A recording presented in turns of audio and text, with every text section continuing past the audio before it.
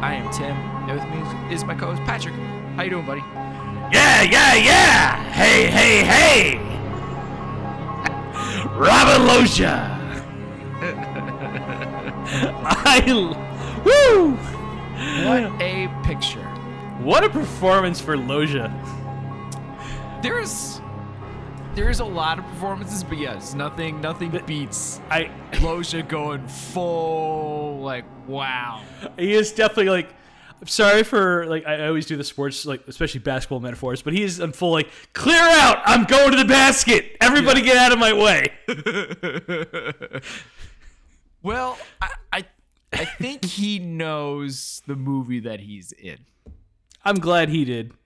Yeah, not everybody is aware. He's the only one. The director didn't realize. The other actors, it was...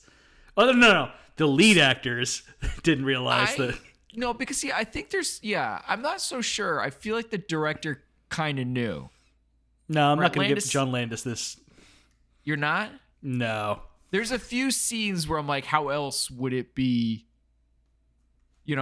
how else would this have been done if not in this comedic way? All right. So John Landis has made many great comedies. In fact, Coming to America is probably my favorite comedy of all time. Yeah, it's up there for sure. But you know what? I don't like An American Werewolf in Paris and on London. I'm just not a fan. Yeah, I feel like this movie is very much a riff on him trying to do the same thing, capture the magic from that. And it, once again, mostly does not work for me. Except for Robin Loja, who is phenomenal. Patrick. And it's not all his fault. I think there's script issues. Major script issues for this movie. So I'm going to reveal to you is I kind of like this movie. Yeah? Is it because of Robin Loja? I was having fun. Yeah. Okay. I was having some fun with this movie. Like, it was not boring at all. It had me laughing. I liked... With it? It could be added. It could be a bit of both. All right. I think there's times where it's definitely completing its mission where we're supposed to be laughing with it. Mm-hmm. And then there's some times where that did not work and it's laughing at it. And there's a few times, especially with one of our leads, where it's more of a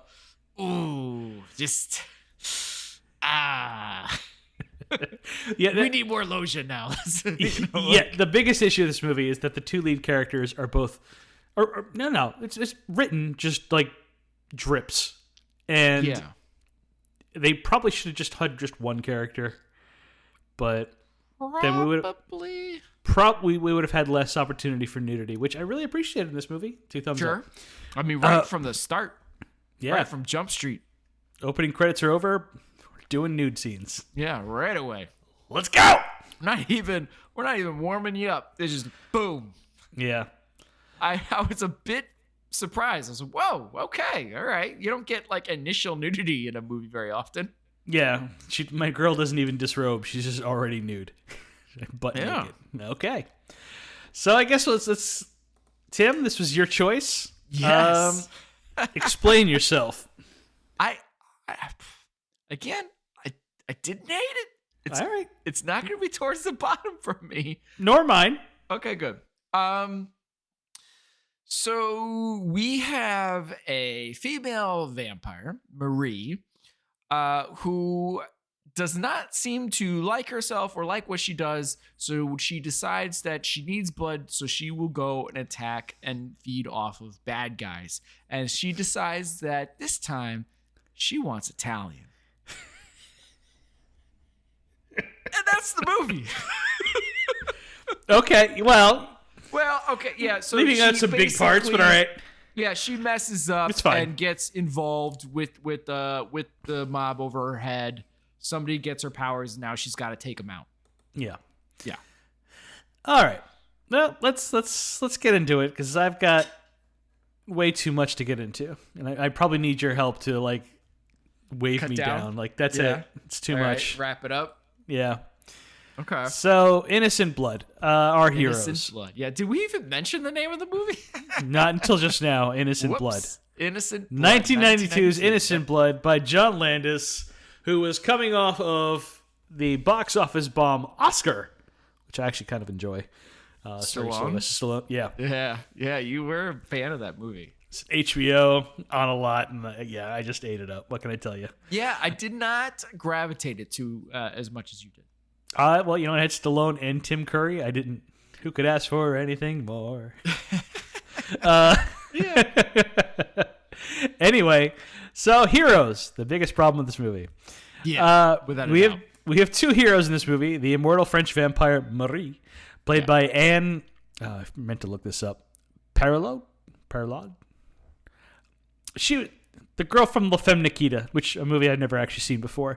But Tim and I know her better as the Queen Anne in The Man in the Iron Mask. Oh. Okay. I didn't even look up her IMDb. Okay. Yeah. That's where we know her from. Love that movie. Yeah. She's not good. Oh, well, I don't think she doesn't have a lot to do. Yeah, she's basically let me backtrack, right? There are some moments where she's okay. Mm-hmm. And then sometimes it's like, oh no, we gave her too much. Ring it back. Like roll this back a little bit more. Yeah, English is definitely not her first language, and her accent is very thick throughout, and so I had to put on subtitles. Actually, I did that preemptively. Yeah, I did too. But I think the character is just poorly written. I don't think it's the actress. I think the character is just like... It's a bummer because there's something there. Yes, there is. There could be a very interesting movie or show around this. I would love to remake this because oh my God. Yeah, there's absolutely a lot to go on with this. There's a lot of meat on the bone here, and it's so I get what you're saying where there was like we really could have used just one of these characters because I mean either the vampire dies or he dies or something or not even having one of them, like it just it was hard to balance and at the end again that's kind of where you're laughing at it. Yep. With the end with the two of them you're like, oh God. So yeah. All right. So she's a vampire with a code. Yes. A reflection that she can see but hates the sight of. She can't stand garlic. It's a weird thing though to be like she hates the look of it. She clearly hates herself and what she's doing, but at the same time will make jokes about it like let's have Italian and be excited about it. So it's like both of those things cannot fit within the same character. Yeah, and like, oh, I've never had my food be on the front page before. Like exactly. So but like then every time you see her covered with blood, she's smashing a mirror. Yeah, she's very unhappy with what she's done. And it's like it's like it's so inconsistent and weird. Like it's a poorly written and then character. At the end, clearly, right, she tries to kill herself at the end because she hates herself. Spoiler. So again, but yeah, sorry, but I think it goes to the character here that we're talking about. That it's contradictory. It makes no sense. None. It comes out of nowhere. Yeah. Especially since like no innocent people die in this movie. Yeah. I None. think you're right. Which is one of the problems I have with the villain. Yeah. Small problem, but yeah. Right. Well, really, it's all the bad people. Really, they just die. That's it. Yeah. Well, no, one. There might be one. We don't know about the bus driver. No, I was gonna say one of the cops. Oh, right. Yeah, the cop did die. Yeah. Good call. So there's one. One cop. But still, I mean, point still remains. So it's just a really flawed idea to make those kind of jokes, but then also be so self-loathing at the same time. It doesn't track. None. She has no problem with churches, but is sensitive to bright lights. Right. Which they show with all the vampires. We pay attention to the bright light problem when it's convenient. Yeah. Our other hero is undercover cop Joe Gennaro, played by Anthony LaPaglia, Australia's finest, whose accent is honestly on point in this movie. He only slips like twice that I could tell. Yeah, I've definitely seen worse from him. Mm-hmm. It's a shame too because it slips all the time, and so I married an axe murderer. But I think love his performance, and so I married axe murderer. Me too, time. but I think it's because great. I think it's because he can't stop like laughing throughout the movie. So it wish slips a he lot. was playing that version of a detective. Yes, in yes, this yes, movie of yes. a comedy, right? Exactly right. Exactly. If I wanted him, yes. Because it could have been again, if you're doing this movie with his character, then you're doing it with the So I Married an Axe Murderer character. If you're doing it with her, then I don't know. I mean, heck, even just doing with American Werewolf in Paris, right? she should have had been a more interesting thing. Yeah, she should have either had another vampire buddy or someone she feeds on or something like that helps her out occasionally. But it shouldn't have been this serious cop. It just doesn't work for the rest of this movie. I don't like it. It doesn't. Yeah, no, you're right. So when we first meet Joe, he seems to be just another thug in Sal Michelli's crew. He says he doesn't like killing and wants no part of it. He just steals. That's what he's good thief. at. Yeah. Yeah. His friend Tony tries to give Joe a gun and tell him that eventually he'll have to pull a trigger to prove he's really in the life. Oh. We'll get into Tony later. Yeah. Joe takes the gun and uses it to destroy the side window of a police surveillance van.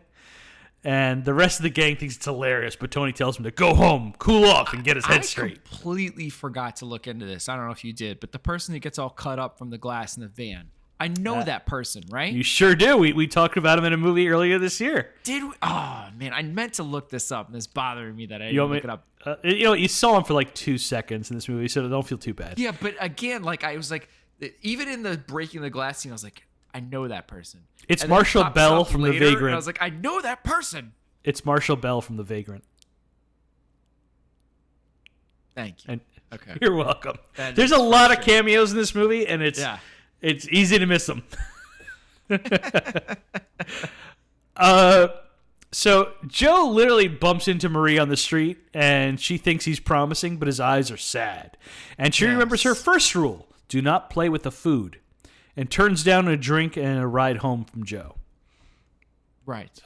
Which is, I like the rule, but it doesn't. I'm confused in how it applies here. Yeah, it doesn't fit. Like, it's not play with your food. I mean, I guess because her mission is, I need food and I don't want to feed on you because you seem like a good guy. But it's not exactly how the dialogue comes off. So it's not. It doesn't exactly. Yeah. So you're like, all right, well, we'll keep going. So then, Marie almost gets run over by Tony, and he comes out to yell at her, and she decides that he's the perfect first victim. He drives her out. Talk about him so bad. I'm sorry. But we'll wait. Wait for Chaz.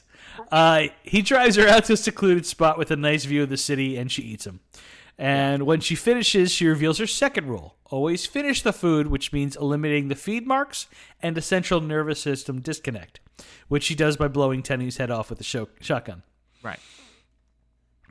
Which I guess we kind of figure out later. This is what makes sure she doesn't create any new ones.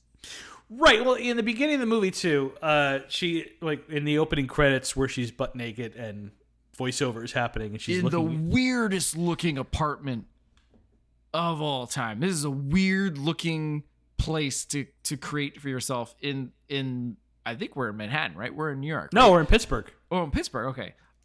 It's just tall buildings happen in other places, Tim. It's not always New York. Oh, excuse me. My girl's wearing a Penguins hat. Sure she was, and it was weird too. They did show like a skyline. I was like, I'm not seeing the Twin Towers. I should, and so I'm just so used to it. But yeah, I guess that makes sense. Now I'm remembering the bridges. Yeah, it makes sense. It's Pittsburgh, but Dark Knight Rises, right, Gotham. Yeah, so still super bizarre looking, like gothic looking apartment. Like she is. I think our other lead male character is gonna be really rude awakening when they move in together. This is not someone you want to live with. It's a really gross looking apartment. I'll be honest, I could not take my eyes off of her, so I missed the apartment. Oh, yeah. But I did It's notice gross. that she was looking at a lot of newspapers, and she saw a gang war, and so she realizes that she can use this gang war as a way to cover her tracks while she's murdering people to feed. Right. This is why the shotgun helps with the covering up the tracks. Like, oh, it looks like a mob hit. Right. Um, She's just carrying in a large bag. Yeah. It's revealed then that Joe is an undercover cop when he comes to the scene of Tony's murder. Joe's boss, played by Angela Bassett. Yes. That's the job.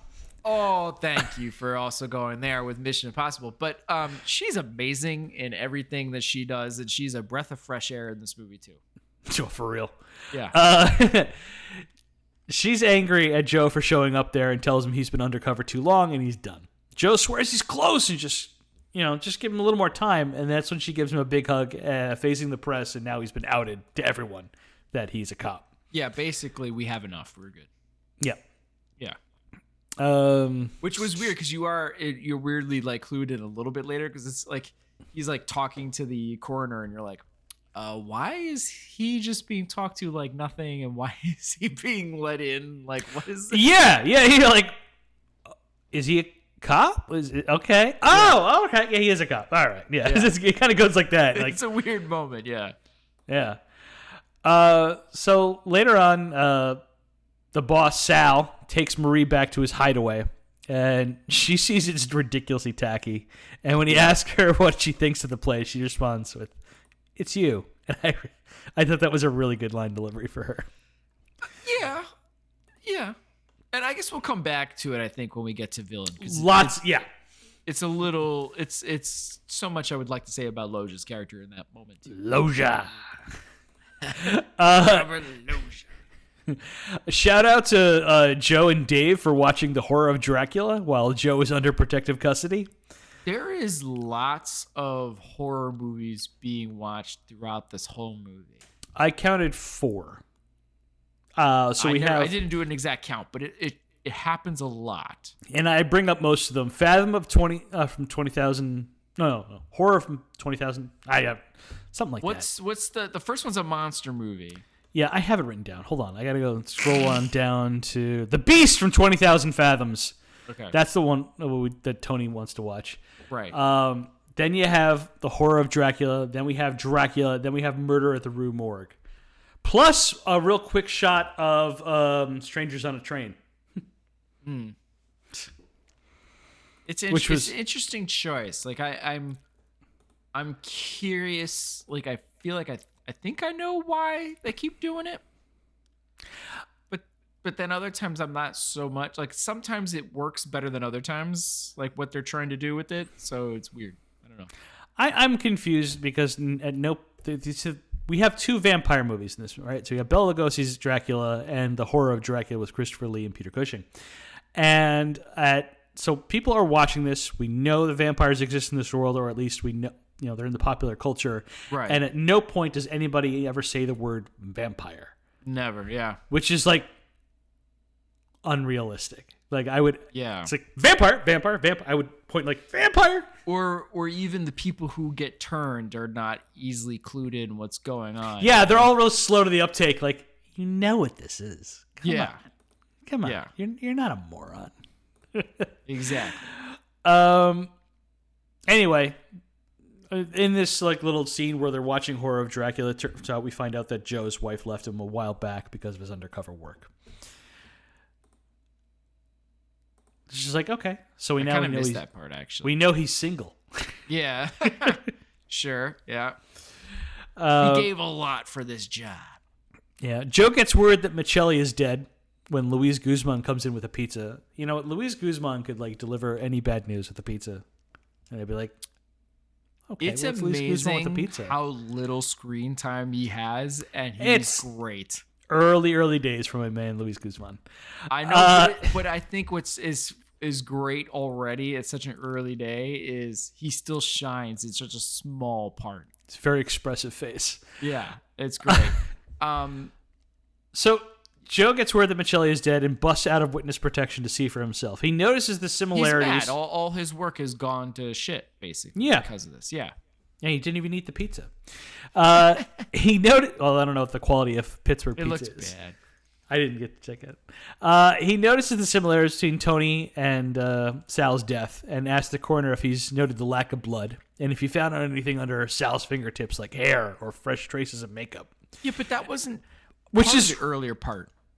Yeah, that's what I'm like. Did he read the coroner's report or something that we didn't see off screen? It didn't make any sense because the same. Or is he just like a genius detective? It's like it doesn't make sense. And it's the same coroner, so it's odd questioning too of the same coroner you were talking to earlier in the movie. And then also he's doing it from the window, from outside. Yeah. Why? Because he doesn't want to screw up the crime scene. You couldn't have just gone in. Doesn't want to screw up the crime scene. Please, that was it. It was all weird. I'm just. Anyway, he knows that somehow that the killer is a woman. Yes. It's just like, wow. Way to go, Sherlock. He's figuring it out before everybody else. He's an amazing detective. It really is. So later on, he ends up getting into a bit of a chase scene on foot with Marie. Right. And I want to talk about this. Joe sees a barking dog tied up and just unties it. Yep. Because he guesses that it has Marie's scent. What a dick. Here's another weird one, right? So, oddly enough, and I don't think this counts as action, right? So, the dog barks him in the right direction. So, he decides that he's just going to climb the side of the building and follow the same tracks, even though he could just go just use the door. I don't probably. Why. I don't know. Yeah, it's super weird. But anyway, so he climbs and he finds himself in the bathroom, the water on. He turns the water off, yada, yada. He sees wet footprints. Yeah. So he follows the wet footprints. Somehow, we're upstairs in a second or third story building where in that bathroom is where he finds the wet footprints. And somehow he's able to get these wet footprints all the way outside and down the street and to a different building. A thrift shop. No way. That woman's wet footprints are going that far that you can track. It doesn't make any sense. But I also want to point out that the poor dog owner catches up. Yeah. And is like, what the hell? It's my dog. And like Joe shoves a gun in his face. He's like, oh, sorry. I actually really like that part. I'm not going to lie. I was pissed. I was pissed at Joe. It's like, you dick. Yeah. We kind of realized he was a jerk, but it actually felt like a weird breath of reality came into the movie all of a sudden. I would sue. Yeah, like this guy didn't just leave his dog for hours. It looked like he was running or something, and he just like took a piss or something and tied him while he was taking a piss, and like Joe stole his dog. My dog. Yeah. So like Tim says, Joe, by magic, tracks Marie down to a thrift shop where she has been stealing new clothes. When Joe enters, Marie is doing a one-arm descent from a pipe in the ceiling, the Michael Myers move from H2O. Even though that comes later, but yeah, I like that you made that reference. That's in that scene where he's in the thrift shop. Yep. She leaves and he chases again, and this time she easily tosses him down on the ground and tosses his gun through a window across the street, which we only get kind of hear. Yeah. And Joe, quote unquote, hilariously tells her she's under arrest. And I was like, that didn't work. No. That was the best take? Yeah. Again, if this was a So We Married Axe Murderer, I know. That would have been amazing. You know he could have done it. He is so funny in that movie. He really is. And I don't know if it's because he's just, banging off of a bunch of amazing, he is so funny in every scene he's been with Michael Myers. He's so funny in the scenes he's been with Charles Grodin, with Alan Arkin. He's hilarious. It's great. Really funny. I agree. Yeah. And if that came out a little bit in this movie, it would have went up another notch for sure. Yeah. Sorry, Mary Maximer is the next year, by the way. Oh, wow. Yeah. Anyway. I like that movie. Well, you know me. I'm a huge fan. Always have been. After he tells her she's under arrest when she has him pinned, Marie's eyes turn green this time, and she says, "Stay away from me, or I'll kill you." And she bolts. Yes. She has a lot of weird lines like that, and Mm. the eye thing never makes sense. And There's and a lot of colors. No vampire in this movie. There's never any consistency. I don't know if the eyes are mood rings. Red's for murder. I got that one. Yeah, I guess so. But then, like, what's his name? Gosh, the lawyer. Manny. His eyes Purple. turn rainbow. No, they're straight up rainbow at one point.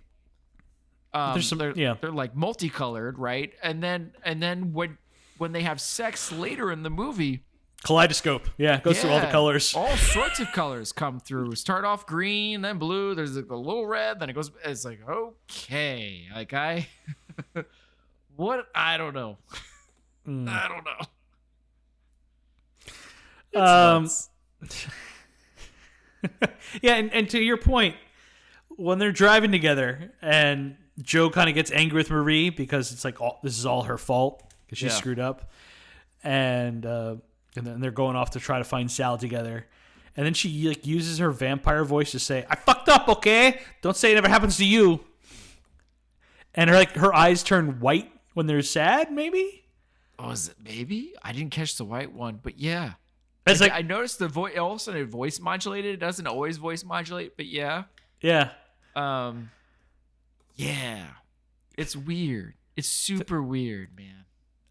I can't. I need to watch the movie multiple times to like pin down exactly what each emotion means.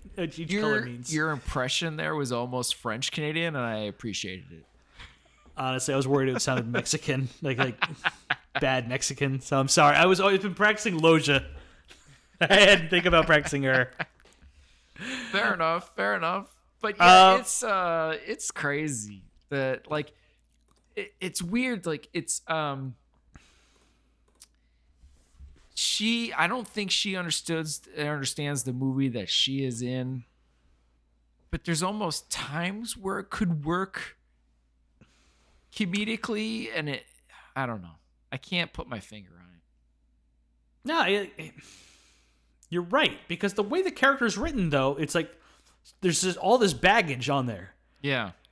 And it never really jives with the rest of the movie because like, we never like see her like she's sad when she needs to be sad for a scene, but there's no like never describes why she's sad or goes. We never really get into the thought process of like she hates killing. She seems to really enjoy it when she's doing it. Yeah. I don't know. And then when she wants to bone, she's ready to bone. She doesn't need blood right now.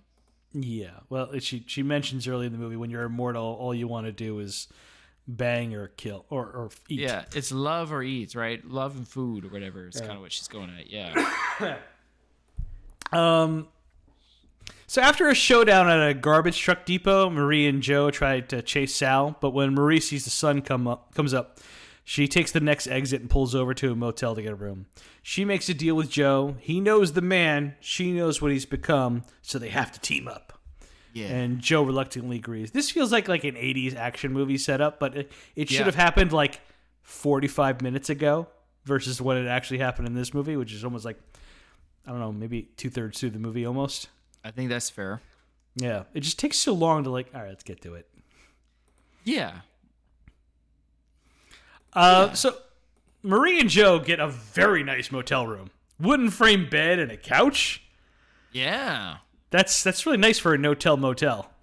Yeah, and maybe the owner guy at the desk or whoever knows it. I don't know, but he's enjoying every bit of what he's seeing. Yeah, because Joe comes in handcuffs and he's like, nice. This is my kind of kink. Yeah. So Marie tells him she's about to go to sleep, and she tells Joe she's counting on him to make sure that she doesn't get any sun. Right. And then they take turns turning on and off the lamp until she tells him she has sensitive eyes.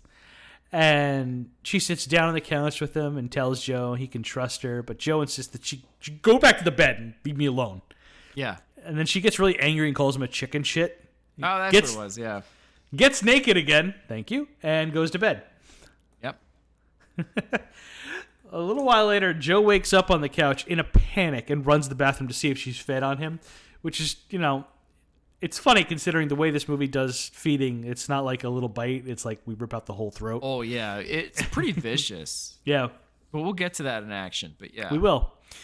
Then he gets into the bed with her and does this like he's weird. Okay.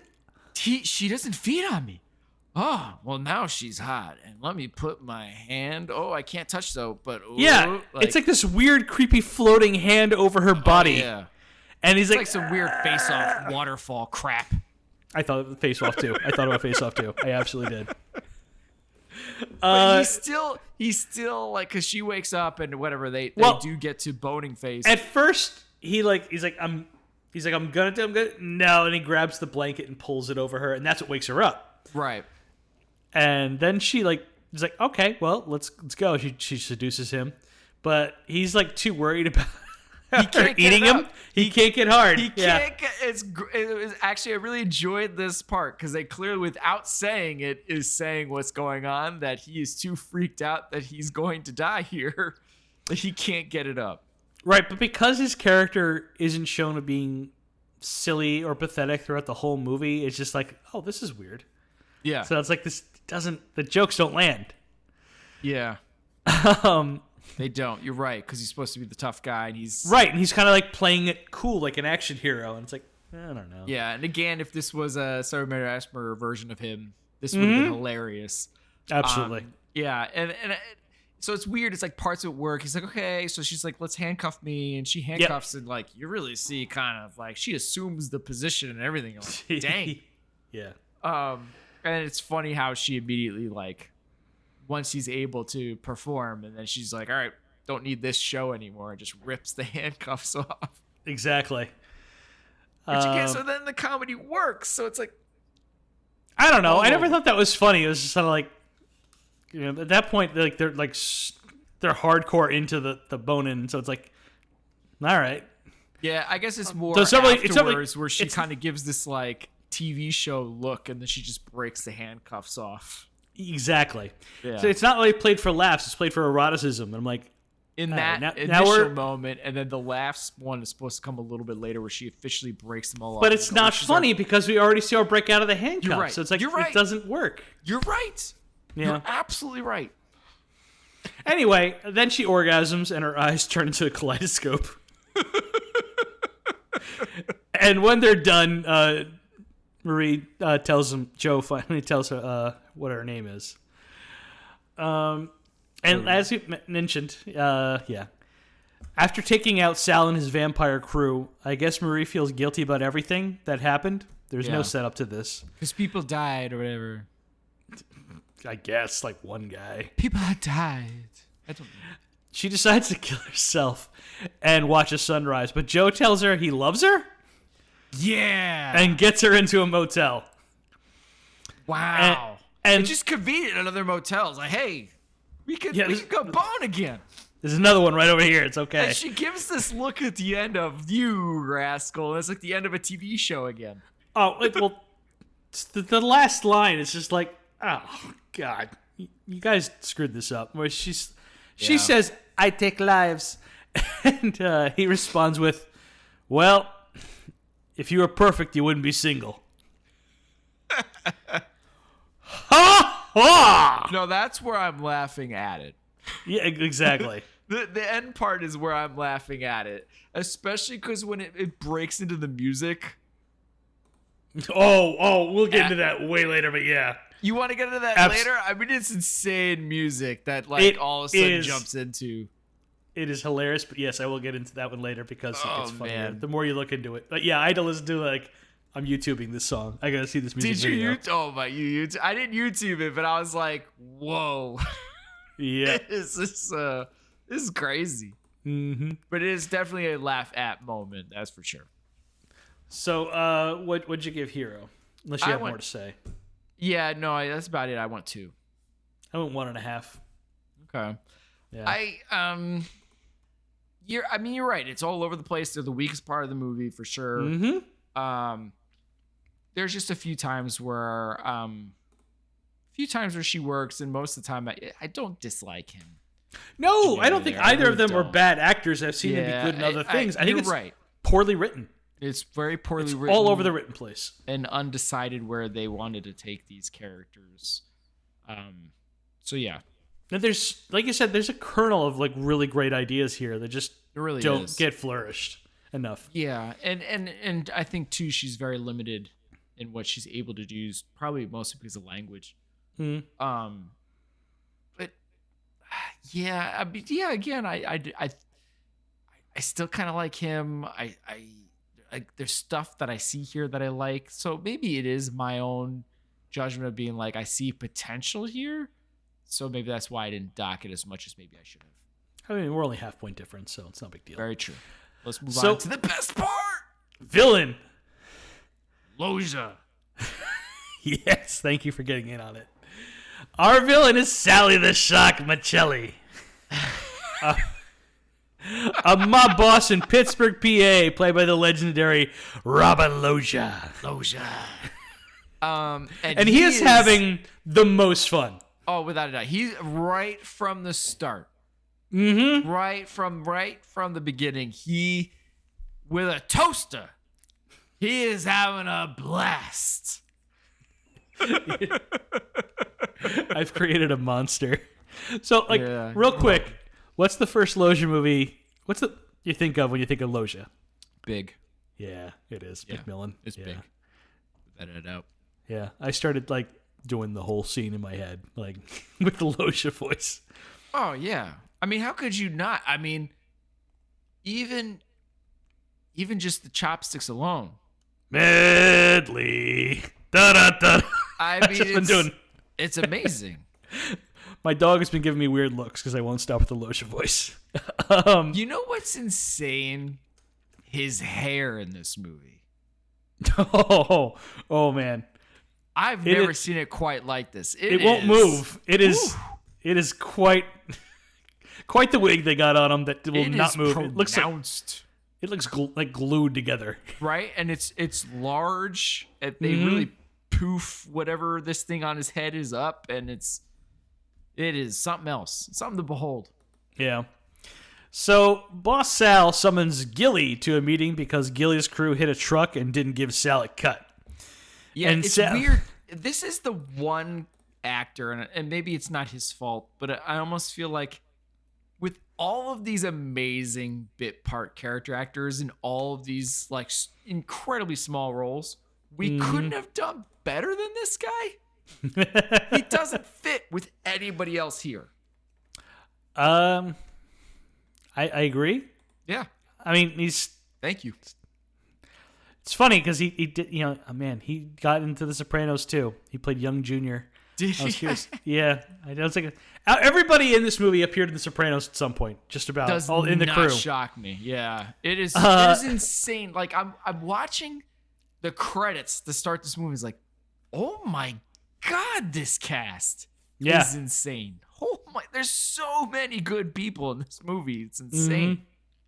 And we'll talk about them later. Yeah. But let's concentrate on Loja. All right, Loja. So, Sal gives a monologue about the toaster oven, how great it is. You ever put a calzone in a microwave? Comes out like a limp dick. There's a lot of buttons. Gilly swears that he isn't cheating Sal, but Sal ain't buying and kills Gilly extra violently. Gilly begs for his life, but Sal is disgusted and tells him, "Fucking die."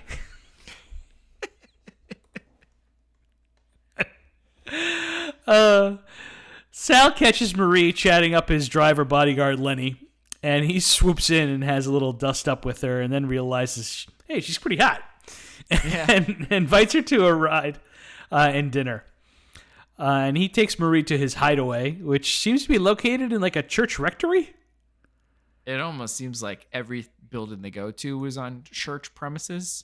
Right? Like it's like 10 blocks of church. Yeah, because even in the thrift shop, it says Saint something. So it's like, and the stained glass windows is like, everything is a church? Because even when you go to the church to like wherever she takes a shower or whatever, it's still church property. It's a completely different building. It's like, this is like a compound. It's a church compound somewhere. That's where I'm at with this. I'm like, what the hell? But yeah, it's like bars in the window. It's like, they're a horrible neighborhood. What's going on? Right? And then like the weirdest part of this apartment, though, the knobs and the buttons. No. Oh. I mean, yes. I mean, yeah. But it's so you walk in. It's the front door. There's a bar, and everything you need in this one room, and also a sex pad, like heart-shaped, basically bed, right there in the living room. It's all out there. I can't help it. Yeah, it's all like it should be a hotel room. Like it's basically like a studio apartment. It's all out. Yeah, there's no walls.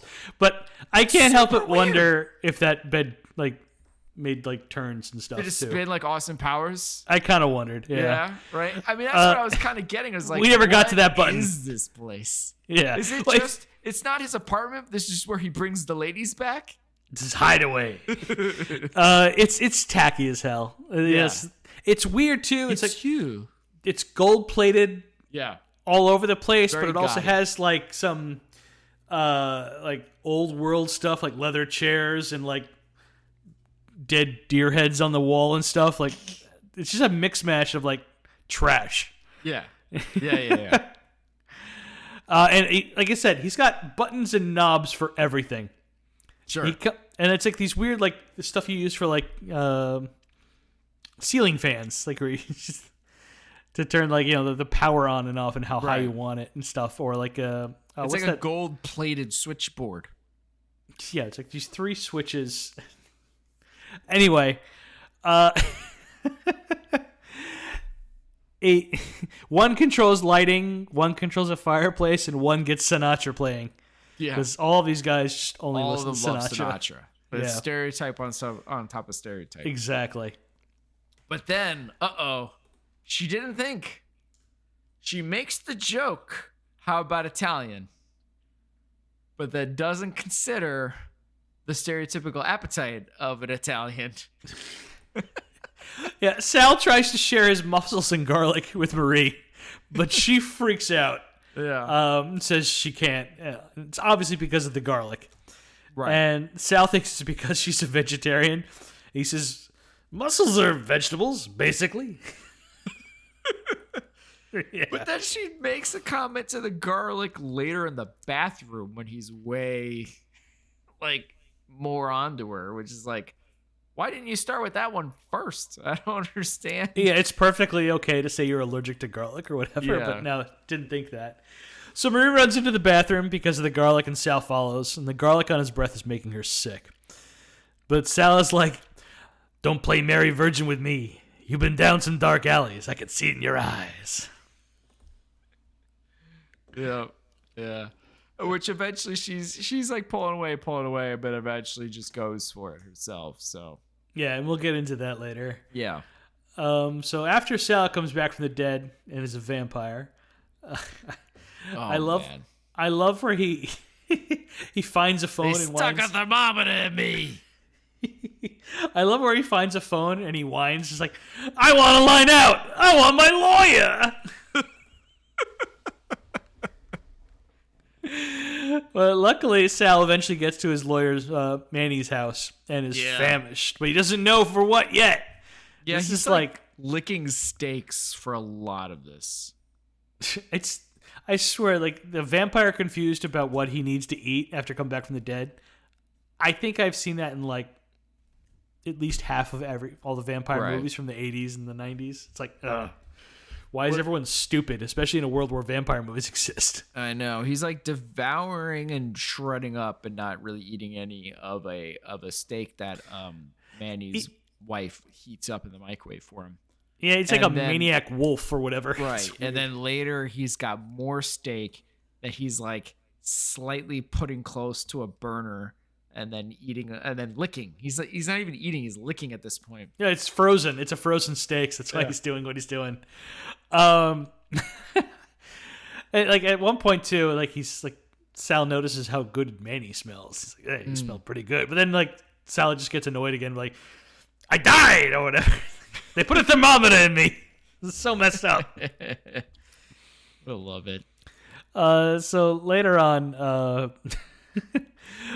and we'll get into the action bit. Yeah, you got to kind of go to basically his party here gets broken up and he's on the run. But anyway, he eventually kind of figures stuff out. It just takes him a long freaking time. Well, I was going to mention that, and I'll go into more detail later, but after Manny's wife stabs him in the stomach. A little action here, but okay. It's such a weak part. I didn't feel like mentioning an action. But it's at this moment that Sal decides that his shirt is disgusting and goes to change. But he doesn't change his jacket. He just changes his shirt, but he's still got the bloody, dirty suit on. And I'm like, what is...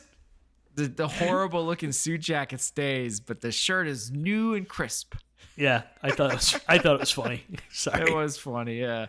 No, actually, if anything, for humor here, after our action beats, he finds himself in his like a meat packing facility. Yep, this is the next part I was going to bring up. That he owns, right? And he yells to make sure the lights get turned off.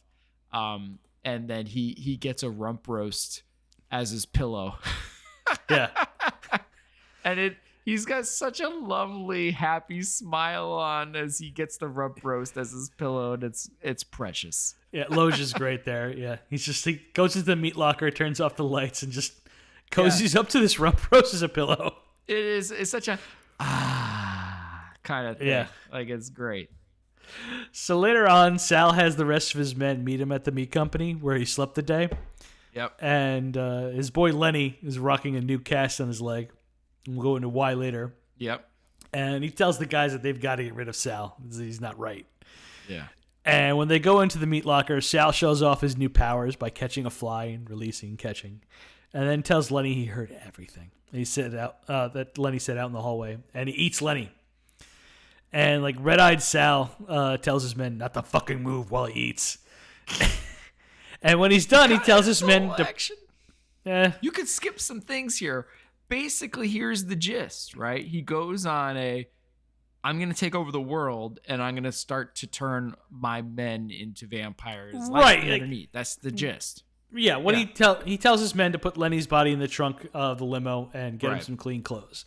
And then later on, when Sal's crew go up to the strip club, he tells his guys to open the trunk, and they weakly protest, like, Sal, not out here. What's wrong with you? Right, we're going to get caught, basically. Yeah, but they do as they ask, and a newly made vampire Lenny wakes up, and Sal assures him he's family now. You've been made, which is fun. It's an interesting gist of them. Right, like, you're going to be made now, gentlemen, so come this is a great idea, and it should have been expanded on. Yeah. Like, this stuff should have happened so much earlier. They're tying the being made as a gangster to being made as a vampire. It's clever. Exactly. Really, it is. Actually, I think it's the only time I've ever seen it. I was thinking the same thing. I'm like, man, this is a good idea. It just was poorly executed. It really would be a really interesting, like, Amazon type show or something. Mm-hmm. And this is where Sal walks into the strip club and goes up to the dancers and says, yeah, yeah, yeah, hey, hey, hey. And all the ladies going. All the ladies in this strip club look like they all have the same plastic surgeon, by the way. Oh, yeah. They all had the exact same fake boobs. Yeah, it was like, wow. I don't think I've ever seen that many. I mean, I've seen plenty of movies in strip club scenes. I've never seen that many fake boobs that are exactly the same before. They all look like they were in incredible pain. Like their boobs are looking to burst through their skin. Yeah, they didn't really look into getting boobs for their frame. No. So Lenny realizes his shot foot in the cast is healed now, and he kicks it and breaks off the cast. And he and Sal go up to the upstairs office. And when they get up there, Sal and Lenny eat the two guys that came with them. Sal is creating a vampire mob. Right. And a lot of the other great Sal stuff I want to get into in action. Okay, good, because we're already at 50 minutes. Oh, boy. Yeah, I know. I'm sorry. I've been trying to get you to speed up here, but you're not letting me. I apologize. So what did you give Villain? I gave Villain a 4. I gave him a 3.5. Wow. Okay, I went a little higher. All right. I was originally going to go 4. I'm like, but he really didn't hurt anybody except for people I didn't like to begin with. So I'm like, He's just too much fun. He's a lot of fun. He's enjoyable throughout. He knows what movie he's in. There's really never a moment where you're like, ugh. it's every time he's on scene, it's fun. I'm having a blast. So it's kind of hard to not do 4. I mean, I didn't go higher than that because, I mean, he wasn't. Well, we're only a half point off, so it's no. Yeah, he wasn't menacing enough or a threat enough, but yeah.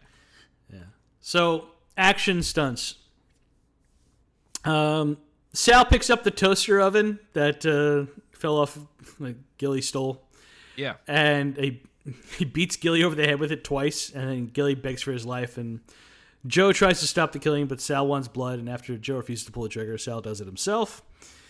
It's fine. Like, yeah, sure. Not many people get beat up with the toaster oven, but sure. Yeah. Well, I like the it when breaking of the van glass, I guess.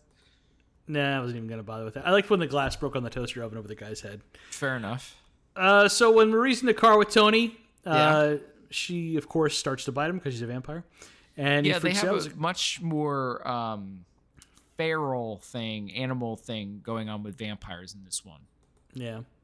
So it's a little bit different than other vampires. That and the eye glowing thing. So eye glowing is the big thing. Yeah, the music kicks in, the eyes glow red, and then a feral, but then like a chunk of skin or the neck comes out, and there's lots of blood, which I do appreciate. Yeah, it's a nice bit of gore. I like the eye effect. Yeah. Sal picks up Marie and puts her on the bathroom sink and starts forcefully making out with her, and she bites him and starts feeding and knocks him into the bathtub. Yeah. Sal is able to pull a gun from an ankle holster, shoots once in the air and once through her side. She disarms him, but she's injured, and Sal's bodyguard Lenny is coming. Somehow she escapes. It's fine. There's more throat ripping. Yeah. There's still a lot of blood again. So, yeah, can't go wrong with that. Later on, Joe investigating the roof of Sal's hideaway and sees a lot of blood in a familiar woman's shoe. Marie jumps out in a decent jump scare and then jumps off the building. And then it gets weirder. She hides in a church, but Joe follows, and then she flies around the church in a POV shot. Yeah. And buzzes Joe twice. This is the worst part. Yeah. I'm not sure if she is transformed into smoke or a bat or just a woman flying around the church. We see the church doors fly open after, but we never see her. Same questions. None of it tracks. Nope. It's weird. Yeah. Don't like it.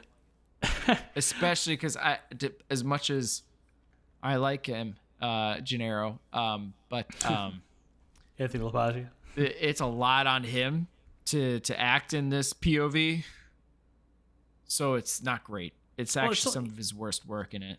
It's not great. One of the best laugh out loud moments for me is the press cornering the coroner for answers about Michelle's death, and he tells him you can't rush an autopsy, and that's when Sal goes running by, and he's followed by the deputy coroner that brought him in. And he's Frank followed. Oz. Yeah, he's followed by the pathologist played by Frank Oz, who stops in his track when he sees the press. His eyes get huge, and then he starts chasing again. This is where you're laughing with the movie. 100%. It's the best laugh out loud joke in the movie. It's a legit funny moment. Yeah, and they actually, I think, nail it. It's really funny. Great staging. Yeah, and I mean, it helps when you have Frank Oz to kind of deliver there in that moment too. Yeah. But yeah. Wait, did she crush his car yet at this point? There's the next part I was going to mention. Next part, yeah. okay.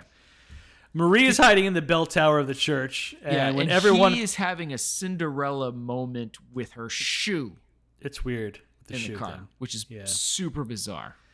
Everyone leaves the crime scene because they want to go. They heard about Michelle's resurrection, and she jumps down on top of Joe's car. She smashes the hood, tosses Joe from the car, and then busts the front windshield with the shoe that Joe is still holding on to. Yeah. Marie hits the gas. Yeah. And Joe gets hit, but holds onto the hood of the car. And after briefly trying to get Joe off, Marie lets him in by slamming the brakes and then asks him how she can get to Sal's last location. Yeah. I prefer later on when he goes into the car. I thought it was a funnier part of almost the exact same bit later on in the movie, but we'll get there. That's the exact same bit in the movie.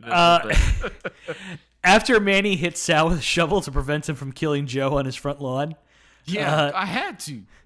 Because knock some sense into you. Yeah. Yeah, well, it's bad form to kill a cop on the front lawn. Yeah, not on my front yard. I really actually enjoyed him. You like Don Rickles in this? He's good. I did. Yeah. Manny gets Sal into his basement to talk some sense into him. And he tells him since the government declared him dead, technically they can't come after him anymore. That's a bad lawyer. Yeah, like it doesn't make... Wait a minute. Because you're dead, they're no longer to search criminal activity on the premises? No, that's not how it works. Sorry. Right? Yeah. Sal barely listens to him, thank God. Yep. But thanks Manny for all the work he's done for him over the years and asks him for one last thing. And then Sal's eyes turn red and he feeds on Manny. Yep. Something about when Loja's eyes turning red looks actually kind of creepy. I thought it all looks pretty, at least from him and her, it looks pretty good with their eyes turning red. I'm not sure about everybody else, but yeah, we only get to see some blood on a light bulb. I actually love that shot. It's great. It's very artistic. It's a lot of blood that goes on the light bulb too. I kind of dug it. And that's when Manny's wife comes downstairs with a kitchen knife, knowing something is up, and she sees Sal sitting on the ground with a mostly dead laying over him. Yeah. Sal tells her he's just sleeping and makes a move to eat Manny's wife, but she stabs him and runs away. The wife is so funny. She is. I don't know if we talk about it. Do we talk about the sidekick on that one? I didn't write her up, but you can do it later if you want. Okay, fair enough. I mean, it's just a couple of bits, mostly in action, but it's pretty. She's pretty funny. Yeah. In the comedicness there. Yeah, but Lenny I do love how it's almost like the blood itself is what causes the light bulb to sway. Yeah. So it was really cool. I really like that shot. Yeah, I think Hitchcock did that in like Psycho or something. You might be right. Yeah. Lenny and Jacko put Joe in the trunk of Sal's limo, and they all drive off to a garbage depot. And they stick his feet into a garbage truck in an attempt to rip his feet off. Yeah. That's when Marie arrives in her car and first runs down Sal, whose gun flies over to Joe. Very convenient. And then Marie... Loja there runs shooting at her. Yeah. Which I thought was funny.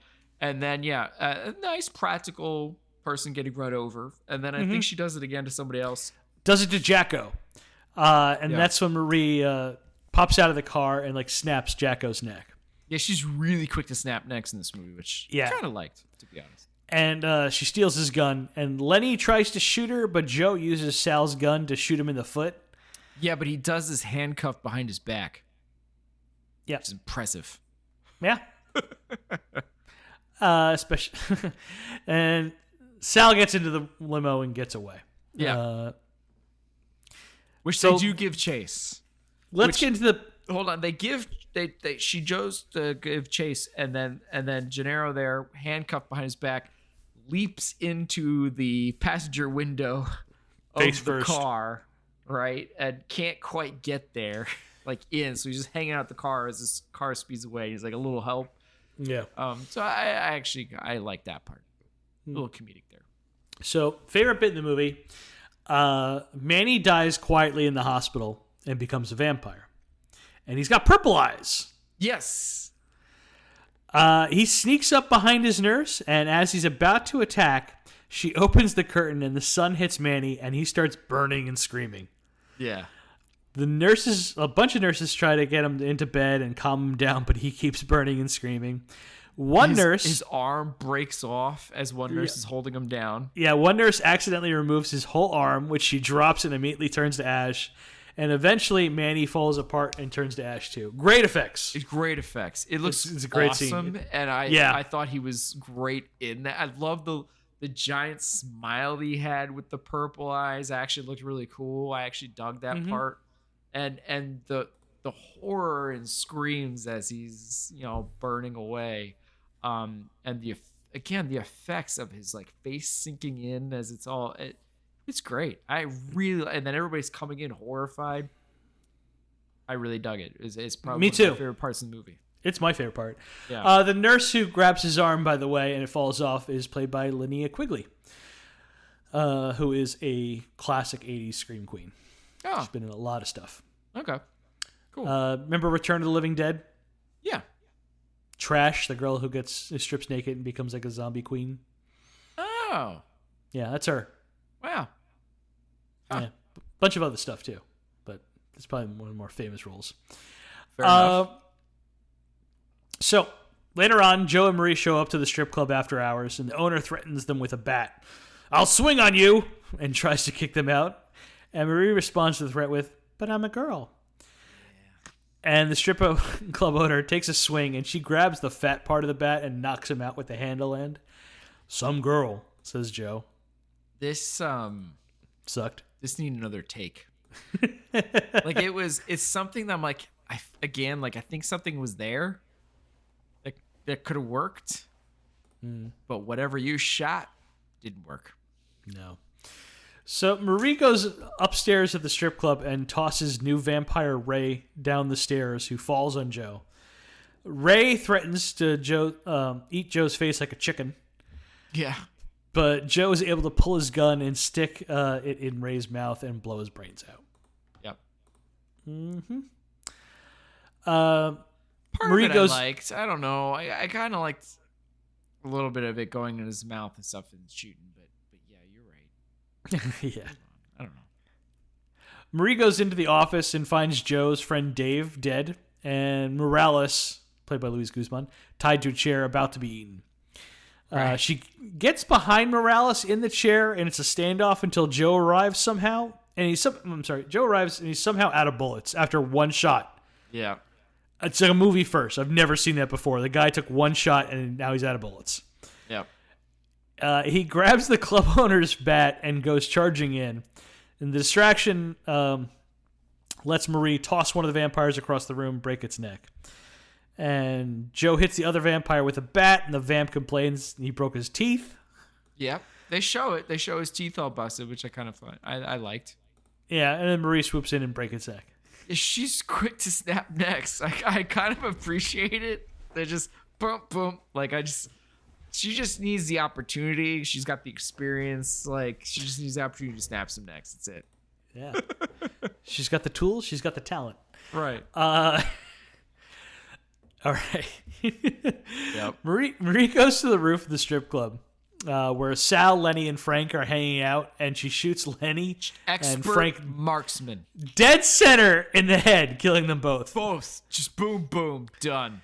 And Marie is now conveniently out of bullets. Yeah. Guns will sometimes have bullets and sometimes not have bullets. This movie makes no sense. It has it both ways. It likes to have it both ways, this movie. It's like 2 shots out of bullets, 1 shot out of bullets. Like, what? And then just pick up another gun that will have how bullets. much ammo they had. It was all about poor planning.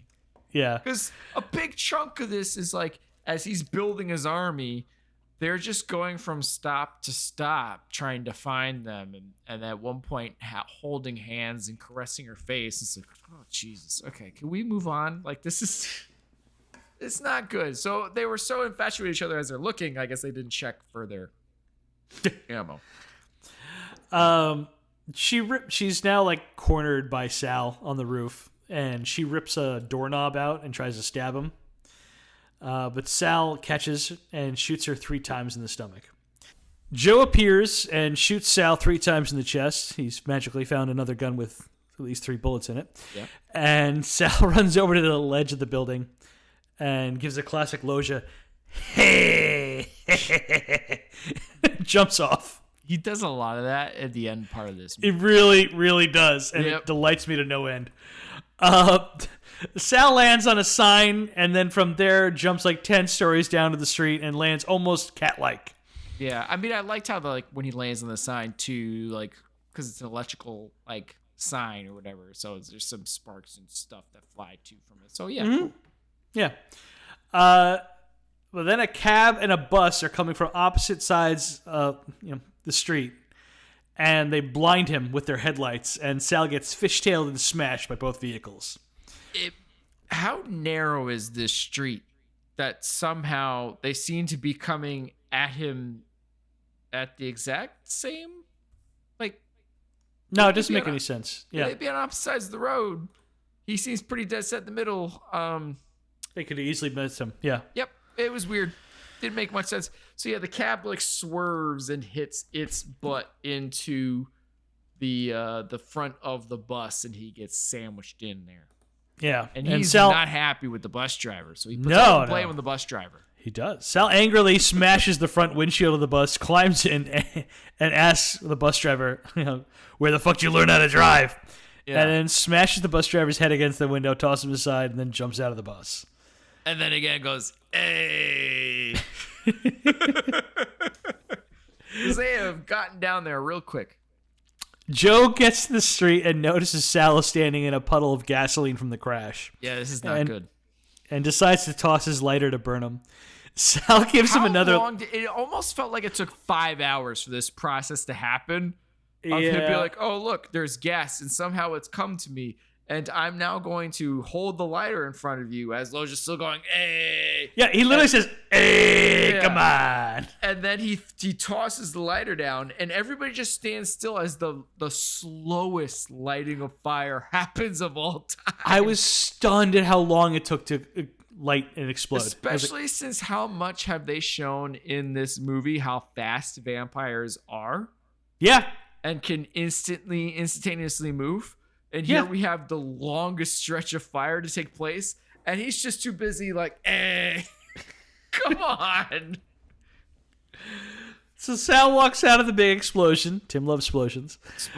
Yes. He's completely engulfed in flames and says, hey, you fuck. You think you can kill me? I like this part. What you killed here is my fucking suit. I am the power, you fucking cockroach. I am the light. I am a jelly! And then Joe just shoots him in the head and turns to ash. I really liked it. It was fun. I dug it, to be honest. Especially when he yells out, I am the jelly. That is full Loja and just goes Loja. It's funny. It's funny. So what'd you give it?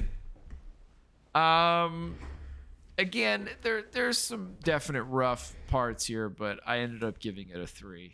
I gave it a 2.5. So we're I'm just below you on everything. Yeah. Or it was just a lot of it's I loved the scene where Don Rickles falls apart. Great. And dies from the sun. But a lot of it, I'm just like, hey. I appreciate the gore. I appreciate that it violence when it goes violent. Mm-hmm. But yeah, it never fully goes enough for me, but I appreciate what it does. Yeah. Oh man, let's talk about these sidekicks. Let's do it. So first up, you got Chaz Palminteri playing Tony. It's so sad he goes so soon. I know. It's really upsetting because he is full going for it. That I'm like, you understand the assignment too in this movie, and I wish you were in this more. I don't think I've ever seen Chaz Palminteri half-ass anything. That's true. For a performance, so it's just classic Chaz. Right from the beginning where he's like, hold on, and then he sees the movie and he's like, this is so good or whatever. So he's he's sitting down with Joe having espresso, waiting for Gilly to show up, and then he starts being pissed at Gilly for taking too long. And Gilly's like, well, I had to figure out what I want to wear. Right. And he starts leading, Tony starts leading Joe and Gilly over to where the meeting is. But then they start coming up to a TV, and Joe makes him stop. So he can watch the scene from The Beast from 20,000 Fathoms where a cop gets eaten by a dinosaur. And Tony's just deadpans, I love that. And he looks genuinely touched and moved by the scene. It's great. So funny. It's perfect. It's pitch perfect in that part. Yep. I love too when he can get serious and talk to Gennaro there about what are you doing, and then I love when he's screaming at her when he almost hits her with the car, what is the matter with you? But then immediately goes into, hey, when he thinks he can get something. He is, you can't get many people like him, right? He is someone that somehow is able to tonally shift in this movie that no one else is able to do. Yeah. Can you imagine if he had played the La Paglia part? Oh yeah.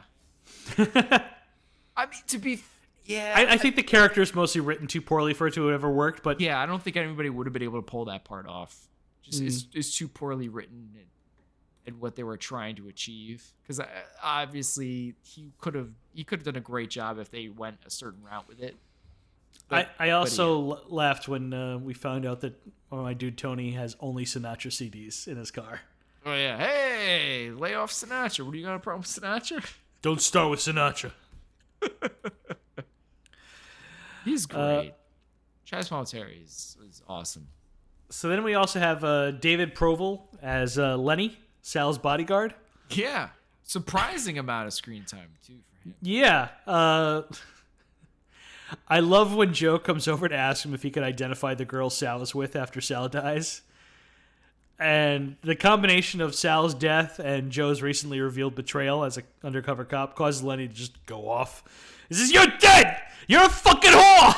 And then Joe just punches him in the face.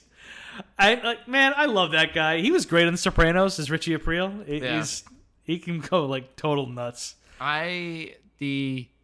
The look when he's alive after he's turned.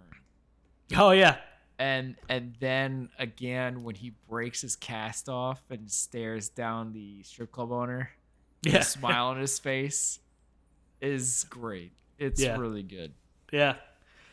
And I know I've seen Tony Sirico younger in Goodfellas, but still staggering to see him with all the color in his hair playing Jacko here.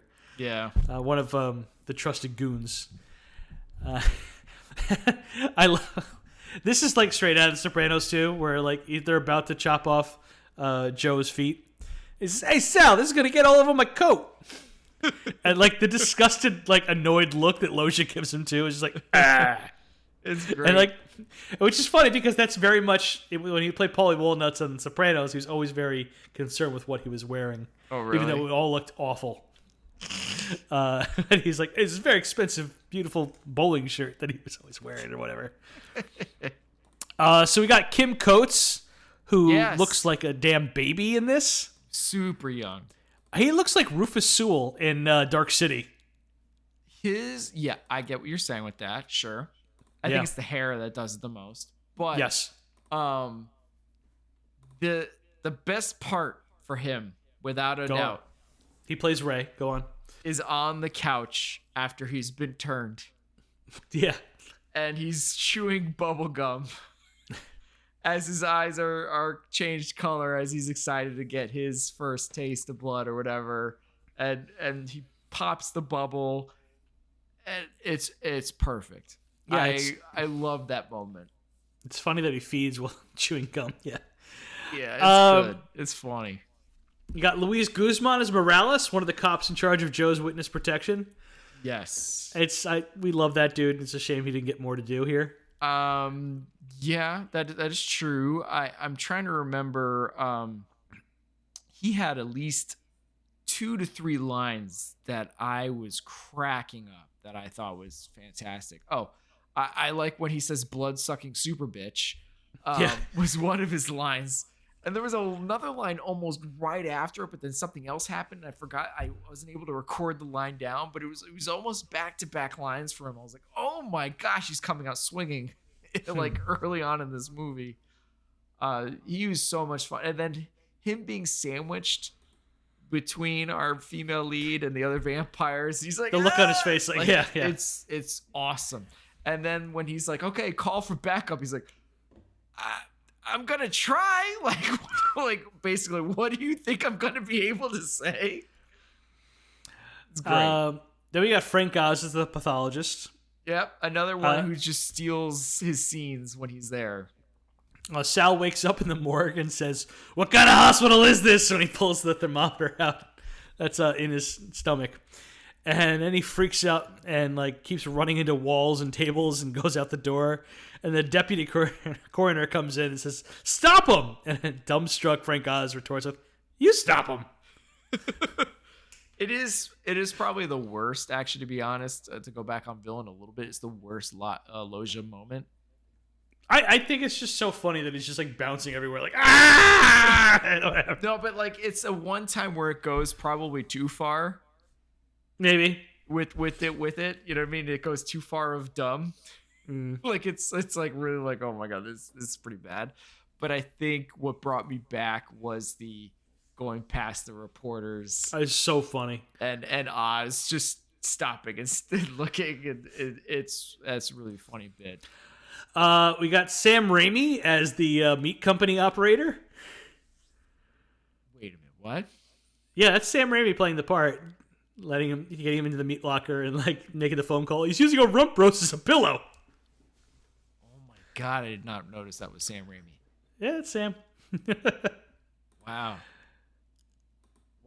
Okay. Oh, that kind of blows my mind. I don't know why I didn't pick up on that. I got more.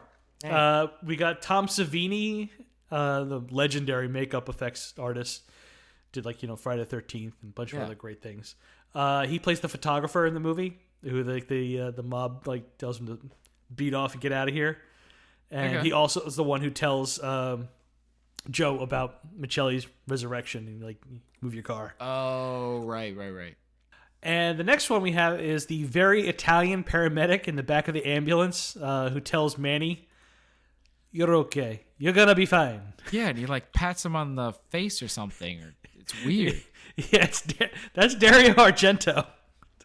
Dario Argento. It's wow, because I remember being sucked out in that moment, being like, "What? That's a weird medical ambulance person that's doing that." It's Dario Argento. What can I tell you? Okay. It's so weird. Fair enough. And then later on, when Sal steals a car, when he gets out of the morgue or whatever, then there are two guys randomly pulled over. The morgue. That's who steals the car from. Yeah, that's my car. The guy whose car is stolen is played by Forrest J. Ackerman, who is the creator of Vampirella. Oh wow. Yeah. Wow. And that's all the side characters and cameos in this movie. I gave it a 2. Did we give enough credit to Angela Bassett in her 3 appearances? Did she have 3 appearances? I can only think of 2. Oh, maybe it was 2. I mean, we talked about Angela. She's great. I wish there was more of her because she's amazing. I know. I also gave it a 2. Okay. So my final score was a 9.5. Mine was 11.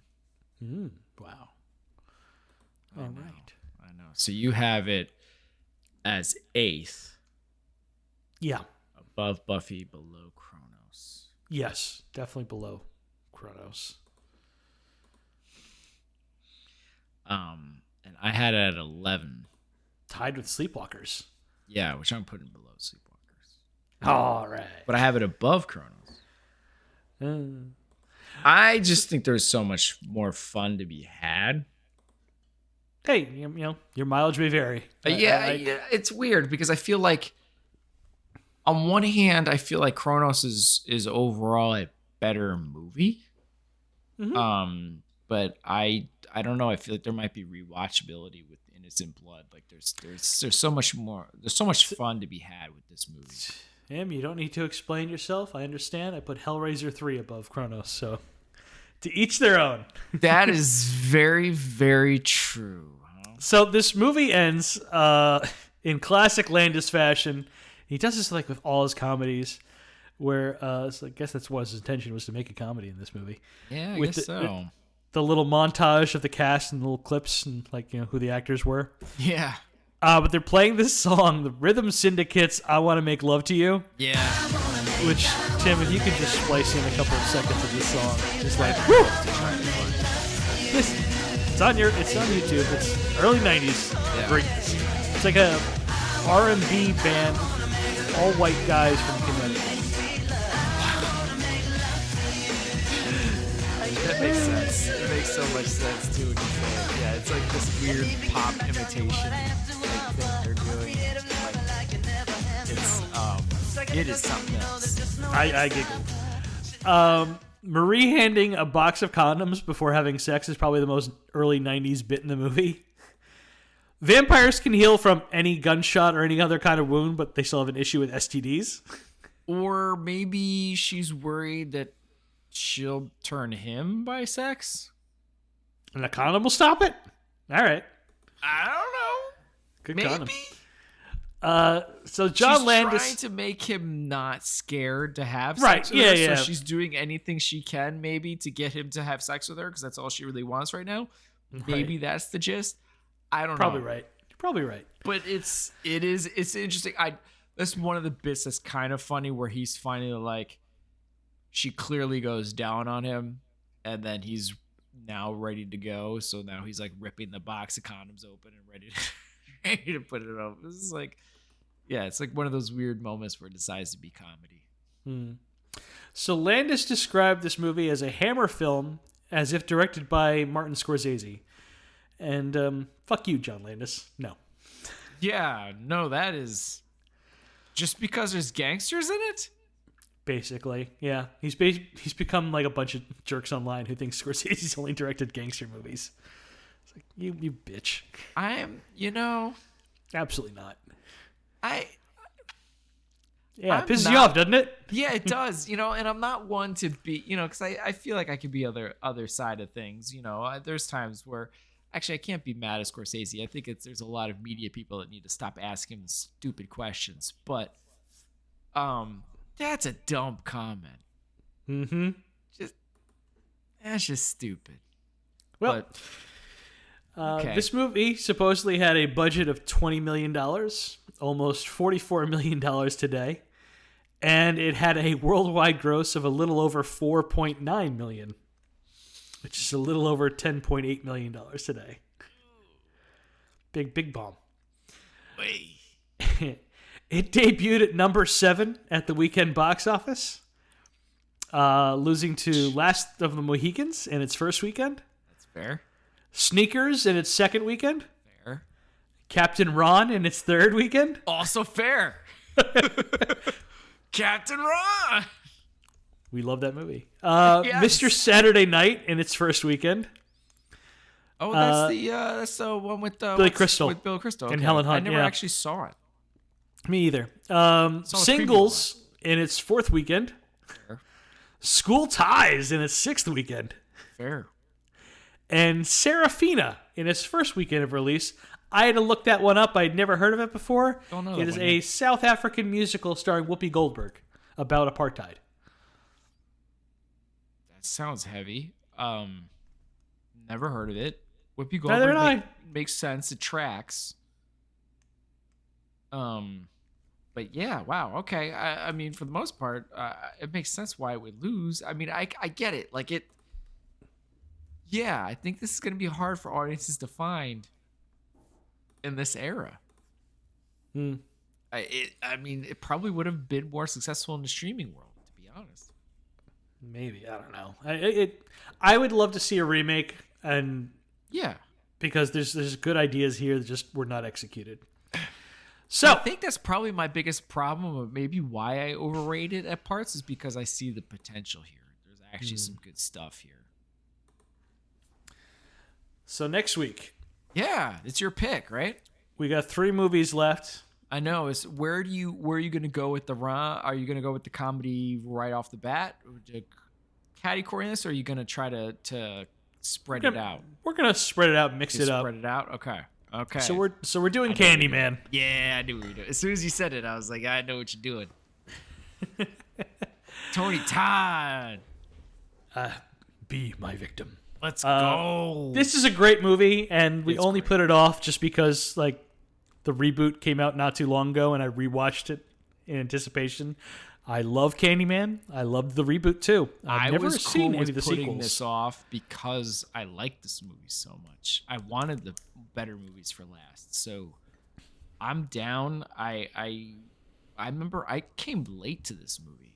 This movie freaked me out from previews and comic book covers. Like it freaked me out that I didn't really want to watch it for a really long time as a younger person, and so I came late to it. And I was like, wow, I really like this movie. And I didn't see any of the sequels, to be honest. I've only seen this one and the remake, which I also really dug. Yeah, no, same here. Although I've always been curious to see the sequels just because, hold on a second.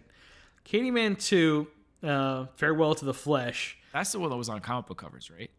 Yeah. That we saw a lot of. Is stars, besides Tony Todd, Kelly Rowan, a.k.a. Kirsten Cohen from the OC. and it's directed by Bill Condon, who directed like Dreamgirls, Gods and Monsters, Kinsey, Chicago. Okay, wow. Les Mis. It's like, oh my God, like how did this happen? Maybe we should almost pseudo see that one too. No, not unless we do horror movies of 1995, I think. Fair enough. Yeah. All right. Yeah, well, I'm gonna enjoy it. I think this is my second go. I only saw it one other time, so it's my second experience. Not that long. I saw it the first time, so I'm excited to give it another go. Let's go. Yeah, man. All right, you got anything else to add? Nope. All right, that is it for us. Please show your support for the podcast by leaving a review on Spotify, Apple Podcasts, Google Play Music, or the show. Also, sharing is caring. Be sure to follow us on social media for show updates. You can contact us by emailing at filmbrochamp@gmail.com or find us by searching for the hashtag FilmBroChamp. Thank you for listening to this episode of the Film Bros Championship Podcast. Peace out, everyone. Loja. L, as in look, it's Robert Loja. Just keep going. O, as in is that Robert Loja? R, as in Robert Loggia.